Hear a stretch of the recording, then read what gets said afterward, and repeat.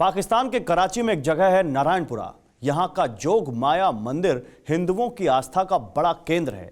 कुछ दिन पहले यहाँ एक शख्स हथौड़ा लेकर घुस गया और मां जोग माया की मूर्ति पर वार करने लगा। पाकिस्तान में इस तरह की एक नहीं कई घटनाएं होती हैं। पाकिस्तान में ईसाई सिख या हिंदू होना ही नहीं बल्कि शिया मुसलमान होना भी गुनाह है। ये पंजाब के लोग भी समझते हैं कि चाहे ड्रग्स केस हो, बेअदबी का मामला हो या फिर आतंकी साजिश हो, सबके पीछे पाकिस्तान का हाथ जरूर होता है। इमरान एंड बाजवा गैंग को एक्सपोज करती टेलीसीरीज का ये एपिसोड अब देखिए, उड़ान पंजाब इन पेरिल।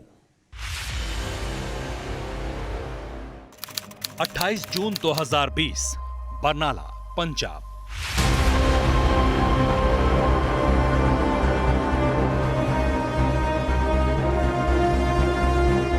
कोरोना काल में दुनिया भर के इंसान वायरस से जान गंवा रहे थे, लेकिन पंजाब में वायरस से ज्यादा कहर ड्रग्स का था।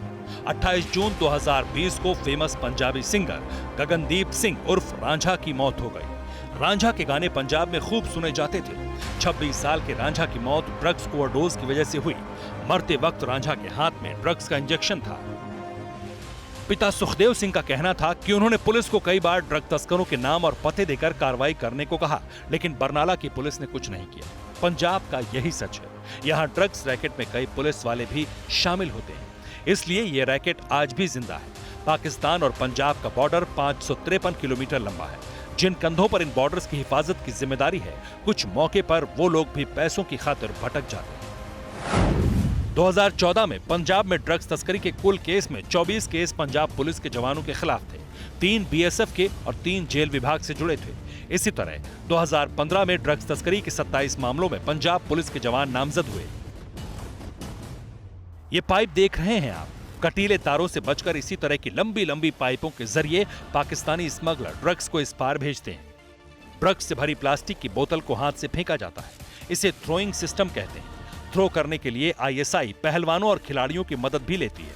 ये सबसे सेफ और सबसे आसान तरीका है। ड्रोन के जरिए भी नशे का सामान पंजाब के खेतों में गिराया जाता है।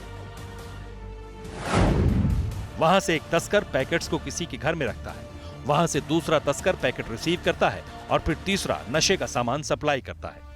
नशे के पैकेट कहां और कब फेंकना है, इसकी पूरी सेटिंग पहले से ही व्हाट्सएप कॉल के जरिए पाकिस्तान में ही हो जाती है। बॉर्डर के दोनों ओर खेत है, दोनों तरफ गेहूं की खेती होती है। जब भी गेहूं की फसल अच्छी खासी बढ़ जाती है, तब ड्रग तस्कर सक्रिय हो जाते हैं। गेहूं के खेतों में फेंके गए ड्रग्स पैकेट और बोतल बीएसएफ की नजरों से अक्सर बच जाते हैं। पंजाब के अंदर इसके रूट्स हैं और उन रूट्स को कंट्रोल केवल बीएसएफ कर सकता है, जैसे लाहौर, फाजिल्का, दिल्ली या जैसे अटारी बॉर्डर।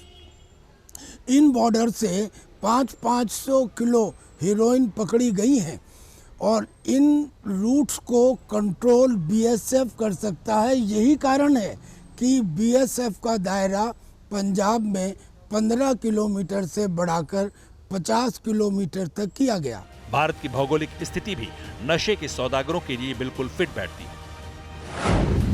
हेरोइन अफीम से बनती है और दक्षिण एशिया में अफीम की खेती के लिए अफगानिस्तान, पाकिस्तान और ईरान बदनाम है। भारत इनसे घिरा है। नशे के इस जाल को गोल्डन क्रिसेंट कहते हैं।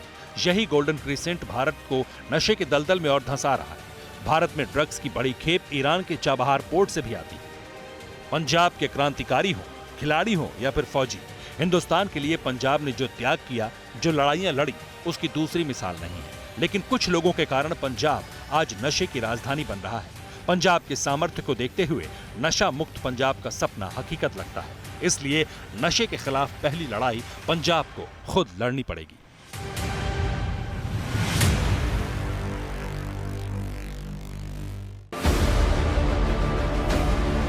अड़ी सोमवार से शुक्रवार शाम 6 बजे सिर्फ TV9 भारतवर्ष पर।